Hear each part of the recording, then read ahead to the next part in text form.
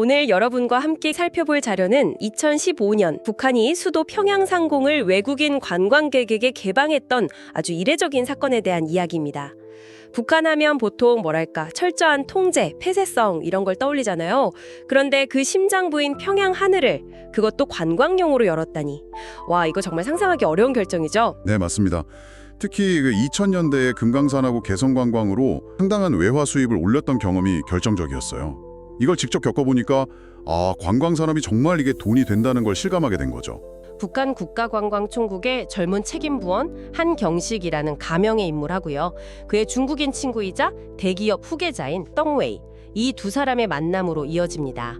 한경식이 북한 관광 투자를 유치하려고 떵웨이를 만났는데 여기서 아주 파격적인 제안이 나오죠. 떵웨이가 툭 던진 말이 평양 상공을 열어달라. 헬기나 경비행기로 평양 시내를 둘러보는 항공 투어를 하고 싶다 이거였어요. 한경식은 처음 듣고 속으로 미친 소리 이랬답니다. 아니 베이징 하늘도 못 여는데 평양을 어떻게 여냐고요. 그랬더니 떵웨이가 짝 전곡을 찌르죠. 베이징은 배부르지만 평양은 배고프잖아. 여기서 떵웨이의 지적이 상당히 날카롭습니다.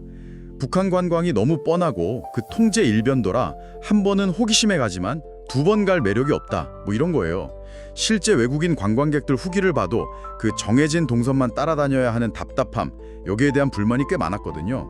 이런 상황에서 항공투어는 기존의 단조로움을 확 깨고 북한 관광의 이미지를 획기적으로 바꿀 수 있는 그런 아이템으로 제시된 겁니다. 그것도 평양 상공만 열어주면 초기 사업 비용부터 금융투자까지 자기가 전부 책임지겠다 이런 약속과 함께요. 와, 당시 20대 후반이었던 한경식 정말 대담했던 것 같아요. 이 황당무계해 보이는 제안을 그냥 흘려듣지 않고 이걸 평양으로 가져가서 국가관광총국의 정식 기획안으로 올립니다. 마침 외화벌이에 목말라 있던 김정은이 이 보고를 받고 이거 뭐냐 하면서 직접 한경식에게 브리핑을 지시하게 됩니다. 김정은 입장에서도 이게 상당히 솔깃했을 것 같아요. 핵하고 미사일 개발 때문에 국제 제재는 점점 심해지고 외화는 바닥나는데 기존 방식의 관광객 유치만으로는 한계가 너무 뚜렷했으니까요. 네, 그렇죠. 과거에 금강산, 개성관광으로 꽤 짭짤한 수입을 올렸던 기억도 있고 어떻게든 새로운 돌파구를 찾아야 한다는 그런 절박함이 있었을 겁니다. 그런데 여기서 아주 큰 선이 나타납니다. 바로 평양 상공의 실질적인 통제권을 준 호위사령부였죠. 호위사령부는 단순히 군사조직이 아니라 김씨 일가와 평양이라는 그 심장부를 직접 방어하는 최정예의 핵심 기관입니다. 그들의 동의 없이는 평양 상공에 그 어떤 비행체도 띄울 수 없다 이렇게 봐야죠. 김정은이 비서실을 통해서 호위사령부의 의향을 슬쩍 터봤는데 혁명의 수도 상공에 외국인 관광객을 태운 비행기를 띄우는 건 절대 불가하다. 특히 그 비행 경로에 김일성 생가인 만경대나 미래과학자거리, 주체사상탑 같은 아주 상징적인 장소들이 포함된다는 점에 대해서 극도로 민감한 반응을 보였다고 해요. 외국인들이 그 경로를 자유롭게 비행하면서 사진을 찍을 수도 있다. 이 사실 자체가 호위사령부로서는 도저히 용납하기 어려운 그런 안보 위협으로 받아들여진 거죠. 결국 이 항공 투어 계획은 호위사령부의 안대에 부딪혀서 3년 동안이나 진척 없이 그냥 묻혀있게 됩니다. 이야, 3년이라는 시간이 흘렀습니다. 그 사이에 북한의 외화 사정은 더 나빠졌을 테고 김정은의 마음속에는 3년 전 그 항공투어에 대한 아쉬움이 점점 더 커졌을 것 같아요. 돈도 벌고 싶고 안전도 지켜야 하고 이 딜레마 속에서 교착 상태를 깬 인물이 바로 다시 한경식이었습니다. 이 사람 정말 대단하네요. 네, 정말 집요했던 것 같습니다. 3년 동안 다른 일은 거의 제쳐두고 오직 호위사령부를 설득하는 데만 매달렸다고 해요. 떵웨이로부터 받은 그 로비 자금으로 상당한 공을 들인 끝에 마침내 윤정린 당시 호위사령관과 독대할 기회를 얻게 됩니다. 항공투어 수익금의 절반을 호위사령부에 드리겠습니다.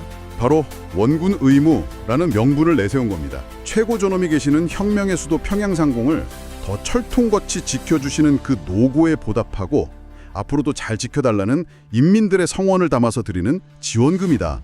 이런 논리를 편 겁니다. 이건 단순히 뇌물이나 거래가 아니라 호위사령부가 공식적으로 자금을 받을 수 있는 명분을 딱 만들어준 거예요. 와, 진짜 기가 막힌 발상인데요.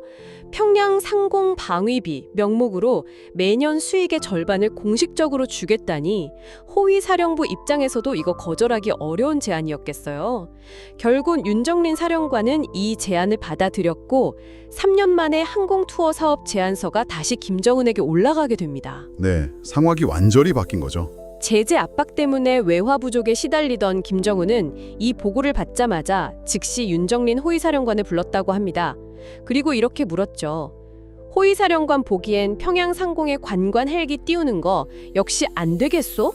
바로 그때 윤정린 사령관이 기다렸다는 듯이 그러시다면 방법이 없는 것은 아닙니다. 이렇게 답합니다. 오, 반전이네요? 김정은이 깜짝 놀라서 아니 3년 전엔 결사반대하더니 어떻게 된 일이냐고 묻자 윤정린은 한경식의 제안, 즉 항공 투어 수익 절반을 평양 상공 방위비 명목으로 호위사령부가 받기로 했다는 그 내용을 솔직하게 보고합니다.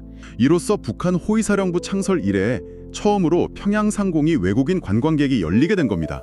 그리고 이 모든 과정에는 역시 그 거대 중북 자본, 그러니까 떵웨이 측의 투자가 결정적인 역할을 했습니다. 이 자금으로 미림항공 구락부가 건설되었고 떵웨이 회사는 이 공로를 인정받아서 향후 북한 전역의 관광 개발 사업에 대한 우선권을 김정은으로부터 직접 약속받았다고 전해집니다. 네, 이 사건을 전체적으로 이렇게 조망해 보면 몇 가지 핵심적인 맥락이 보입니다.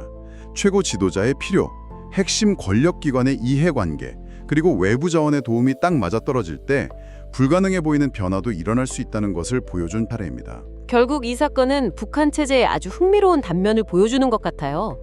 가장 폐쇄적이고 안보를 중시하는 기관조차도 절박한 경제적 필요와 그럴듯한 명분, 그리고 실질적인 이익이 딱 결합될 때 예상 밖의 유연성을 보일 수 있다는 거죠. 정말 영화 같은 이야기네요. 오늘 우리는 누구도 열 수 없을 것 같았던 평양 상공이 어떻게 열리게 되었는지 그 숨겨진 과정을 한번 따라봐 봤습니다. 한경식의 사례처럼 앞으로 북한에서 절대 불가능해 보이는 또 다른 영역이 경제적 필요와 각 기관의 이해관계에 딱 맞는 맞춤형 인센티브가 주어진다면 열릴 가능성이 있을까요? 예를 들면 어떤 영역이 될 수 있을지 여러분도 한번 상상해 보시는 건 어떨까요?